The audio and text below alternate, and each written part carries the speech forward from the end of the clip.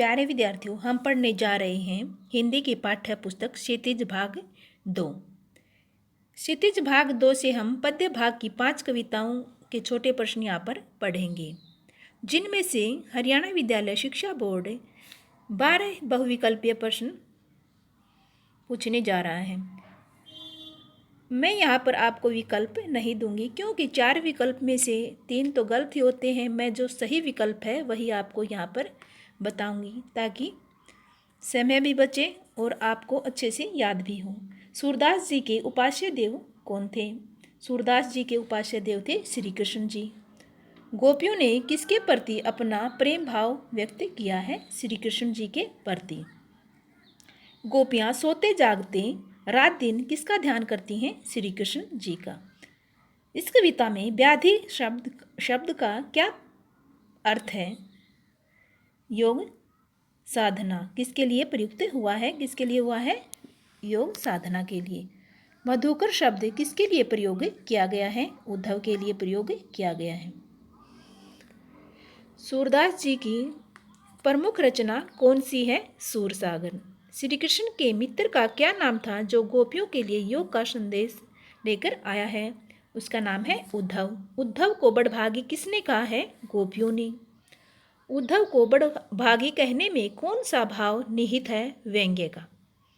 प्रीति नदी किसके लिए प्रयुक्त किया गया है? श्री कृष्ण जी के लिए।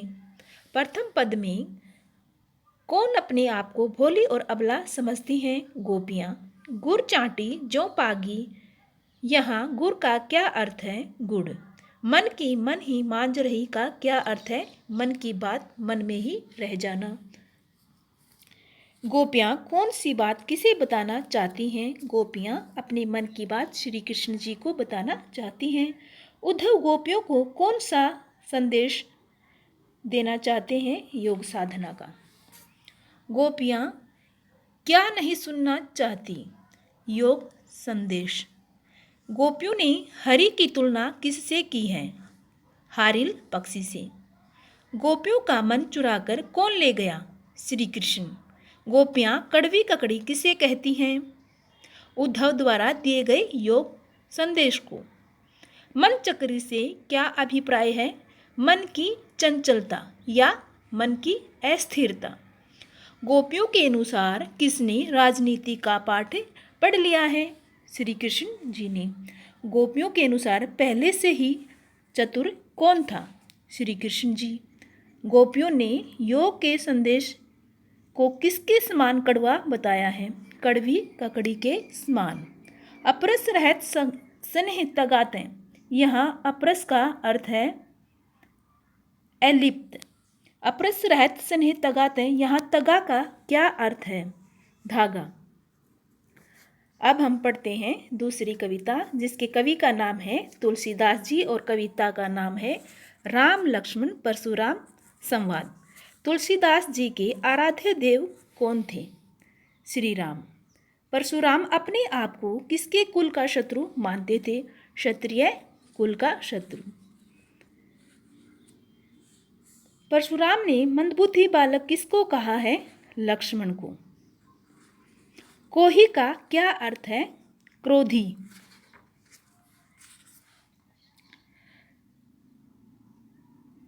तुलसीदास जी की प्रमुख रचना कौन सी है? रामचरितमानस। राम लक्ष्मण परशुराम संवाद शीर्षक कविता रामचरितमानस के किस कांड से ली गई है? बाल कांड से। हे नाथ, शिव धनुष को तोड़ने वाला तुम्हारा ही कोई दास होगा, ये शब्द किसने कहे थे? राम ने परशुराम जी से। परशुराम को क्या देखकर गुस्सा आता है? टूटे हुए शिव धनुष को। परशुराम ने सेवक किसे कहा है? जो सेवा का काम करे। तुलसीदास के अनुसार कुंभड़बतियाँ किसे देखकर मुरझाती हैं? तर्जनी को। तर्जनी होती है अंगूठे के पास वाली उंगली। परशुराम जी ने सभा में उपस्थित राजाओं को क्या धमकी दी थी? वध करने की। तुलसीदास ने भृगुकुल केतु शब्द किसके लिए प्रयोग किए हैं? परशुराम जी के लिए। देखी कुठारू सरासर बाना, यहाँ कुठारू का क्या अर्थ है? कुल्हाड़ा। परशुराम के क्रोध को किसने शांत करने का प्रयास किया? श्री राम जी ने। तुलसीदास ने कौशिक शब्द किसके लिए प्रयुक्त किए हैं? विश्वामित्र जी के लिए। परशुराम लक्ष्मण का वध क्या समझकर नहीं करते? बालक समझकर। तुलसीदास ने गाधी सुनु शब्द किसके लिए प्रयोग किया है? विश्वामित्र।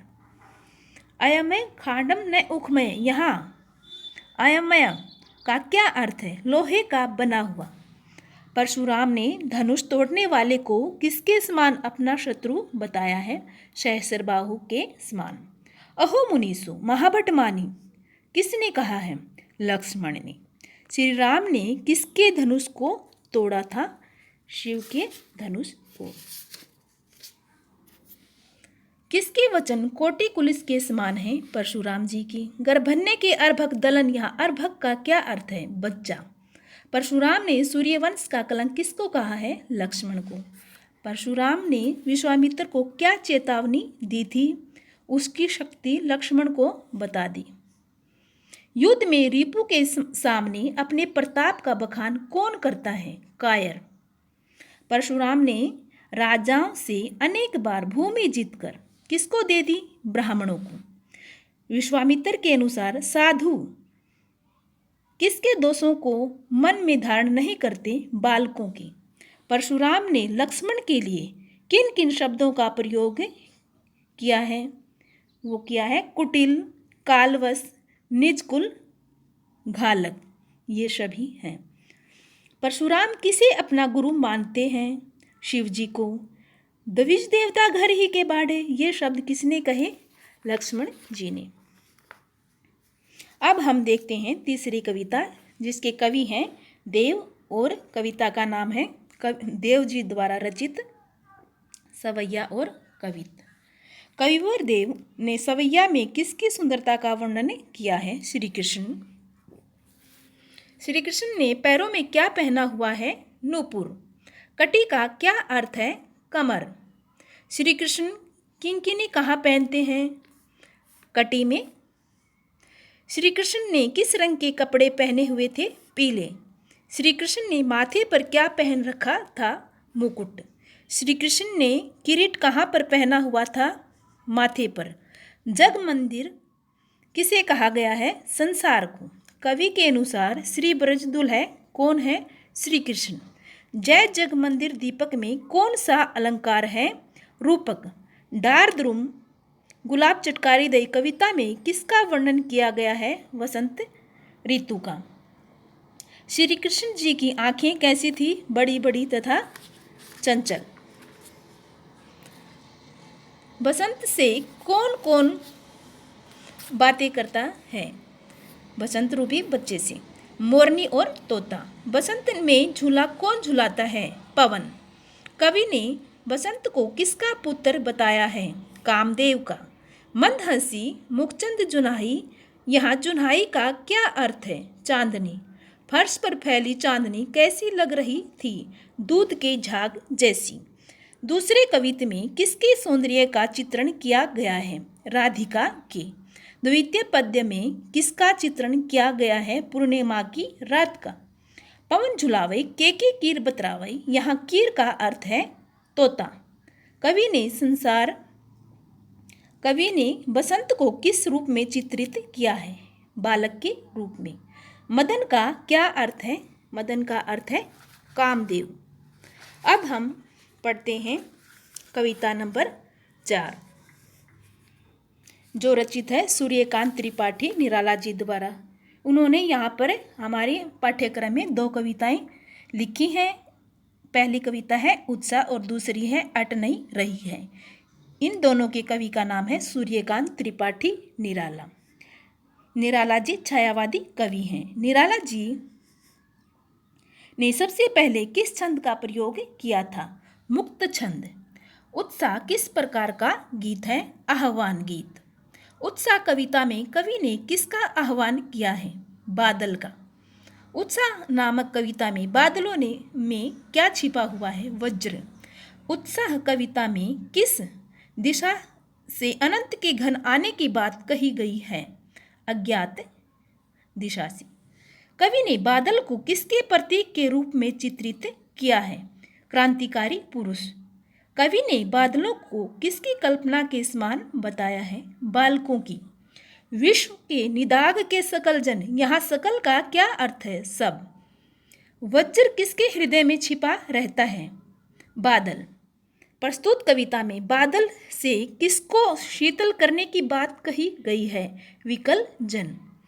विश्व के जन क्यों व्याकुल एवं परेशान थे? भयंकर गर्मी के कारण। कवि ने बादलों के हृदय में कैसी छवि बताई है? विद्युत। पत्तों से लदी डाल पर कौन कौन से रंगों की छटा दिखाई देती है? हरी तथा लाल। अट नहीं रही है कविता में कवि का क्या नाम है? सूर्यकांत त्रिपाठी निराला। निराला इनका उपनाम है। अट नहीं रही है कविता में कवि ने किस मास की मादकता का वर्णन किया है? फागुन मास। किसकी आभा अट नहीं रही है? फागुन मास। कवि के अनुसार घर घर में क्या भर जाता है? फागुन मास की शोभा। अट नहीं रही है नामक कविता में पाठ पाठ पर क्या बिखरी है? शोभा श्री। अट शब्द से क्या अभिप्राय है? प्रविष्ट होना या समाना। अट नहीं रही है नामक कविता में हटाने पर भी क्या नहीं हट रही? आँख। किसकी आँख है? कवि की आँख। किससे नहीं हट रही? फागुन मास के शोभा से। मंद गंध पुष्प माल का धारक किसे कहा गया है? फागुन मास को। फागुन मास में कौन सी ऋतु होती है? बसंत ऋतु। अब हम पढ़ेंगे कवि ऋतुराज जी द्वारा रचित कविता कन्यादान के छोटे प्रश्न। कन्यादान कविता के कवि का क्या नाम है? अभी मैंने बताया ऋतुराज। कविवर ऋतुराज ने अपनी कविताओं में किस वर्ग के जीवन का अधिक वर्णन किया है? शोषित वर्ग। प्रस्तुत कविता में प्रामाणिक किसे कहा गया है? दुख को। माँ की अंतिम पूंजी किसे कहा गया है? बेटी को। माँ ने अपनी बेटी को किस रूप में देखा? पाठिका। कन्यादान कविता में कवि ने किसको धुंधले प्रकाश की पाठिका कहा है? बेटी को। माँ ने किसे देखकर न रीझने की बात कही है? चेहरे को। आग का प्रयोग किस कार्य के लिए बताया गया है? रोटियां सेंकने के लिए। भारतीय समाज में लड़की का दान का अर्थ है लड़की का विवाह। बेटी का स्वभाव कैसा था? भोला भाला। आग रोटियां सेंकने के लिए है। वाक्य का प्रतिकार्य है यथोचित प्रयोग, मतलब है कि इसका उचित प्रयोग क्या है? आग का काम क्या है? रोटियां सेंकना। प्यारे विद्यार्थियों, आशा करती हूँ कि आप इन प्रश्नों को ध्यान से सुनोगे और अच्छे से याद करोगे। आप जब इस को 2-3 बार सुन लोगे तो आपको प्रश्न अच्छे से याद हो जाएंगे। यही मेरा उद्देश्य है। धन्यवाद।